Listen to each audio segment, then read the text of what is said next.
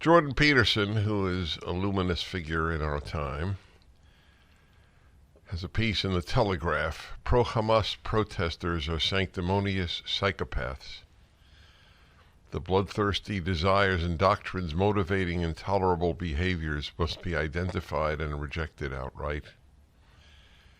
We are now exposed to the truly appalling spectacle of widespread demonstrations across the West, supporting explicitly or implicitly the terrorists of Hamas. Some of the most shocking scenes unfolded in London, a city often held up as a beacon of immigration-fueled multiculturalism, one that has now seemingly lost its shine. Yet, troublesome though the impact of such accelerated immigration may be, it is by no means the main reason why Hamas has acquired so much support. It is instead the careless naivete and sheer blind heedlessness of the West in dealing with one of the most deadly national foes, Iran, in combination with the destructive ideological reaction presently threatening our culture to the core. We like to believe in our oft unearned comfort that differences in metaphysical and religious outlook can simply be overlooked in favor of the humanity we all hypothetically share.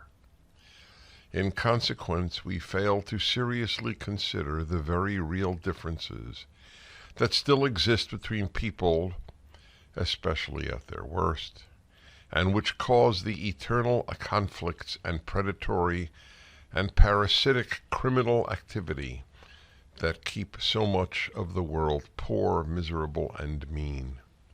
We believe we can wave the magic wand of goodwill and have all such variance in opinion and outlook vanish at the borders, leaving nothing behind but the much vaunted diversity, whose pursuit has become a moral imperative.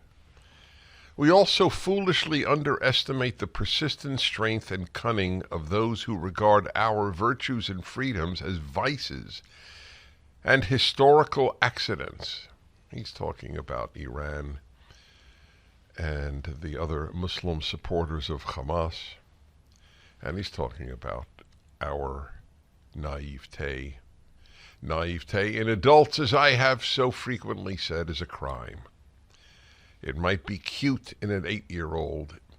It is criminal in a 28 or 58-year-old.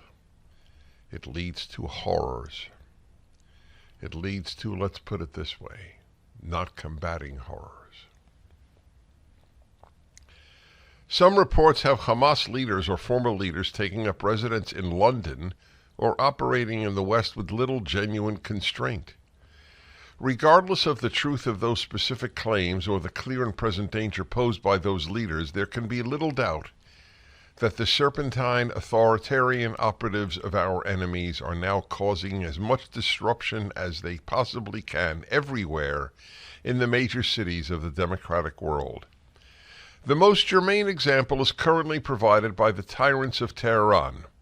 Are we really too stupid to detect the presence of the Iranian pseudo-religious thugs behind those massive demonstrations taking full advantage of the current conflict in Israel, which they did everything possible to bring about? It has long been to the advantage of the totalitarians who wish to cling pathetically to their power in the Middle East and elsewhere, to use the Palestinians as cannon fodder and goads in the side of the Jewish state, upon whom everything throughout time can so conveniently be blamed. That's right. The Jewish state now, the Jew before the state. The Jews. The Jews. Isn't it interesting how often Jews get the? Anybody say the blacks? The Muslims? The anybody else? There's a tremendous amount of Christian hatred, but you don't hear the Christians. But the Jews. We need to remember that the Iranian mullahs are on the ropes. They are hated with a vengeance by their own citizens, and deservedly so. They are, in addition, existentially threatened by the Abraham Accords and are doing everything in their power to discredit and destroy them. These agreements, long deemed impossible by the entrenched and intransigent State Department bureaucracy, brought peace and the possibility of cooperative prosperity to certain Arab Muslim countries, the UAE, Morocco, Bahrain, and Sudan. The much more powerful Saudis also welcomed and facilitated these initiatives behind the scenes.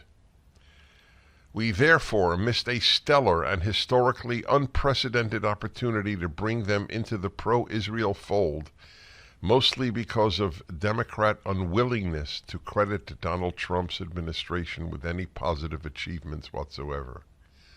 This is Jordan Peterson. I'm not known to, I know him rather well. Not known to me, as at least in public or in private, to be honest, to be a major Trump supporter. He's a truth supporter. Did you hear that line? Mainly because of Democrat unwillingness to credit Donald Trump's administration with any positive achievements whatsoever.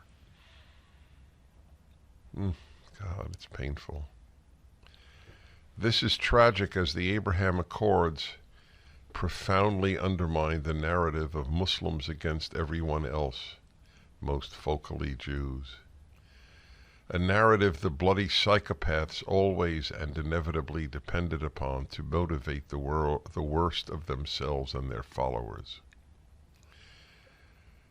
It's an article we're putting up at DennisPrager.com. Everyone who hasn't lived under a rock for the last 2 decades understands that we are in a culture war of unprecedented depth and breadth.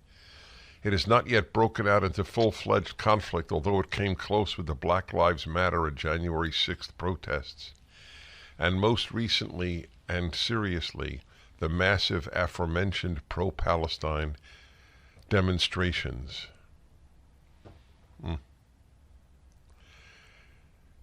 Disturbing as the dark cloud may be, it came with the proverbial silver lining. The unquestionable revelation of the true nature of the culture war, a revelation shocking to so many. How could it possibly be that so much of Western academia, as well as progressives more generally, could support the very movement behind the worst planned attack on Jews since the Holocaust? To understand that, we must come to understand the unholy alliance between postmodern philosophy and Marxism, something particularly, although not uniquely, attributable to one Michel Foucault, currently the world's most cited academic. Anyway, it's more for you to read. It is fascinating that he calls them psychopaths.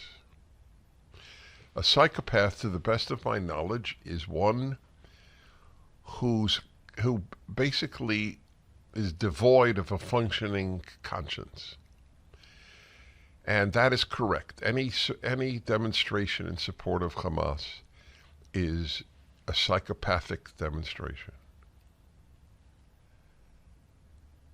as would have been any demonstration on behalf of the Nazis in the 30s and 40s, or today, obviously, but it's so rare. So, in effect, Professor Peterson, professor of psychology, University of Toronto, is saying that many of his colleagues in academia are psychopaths.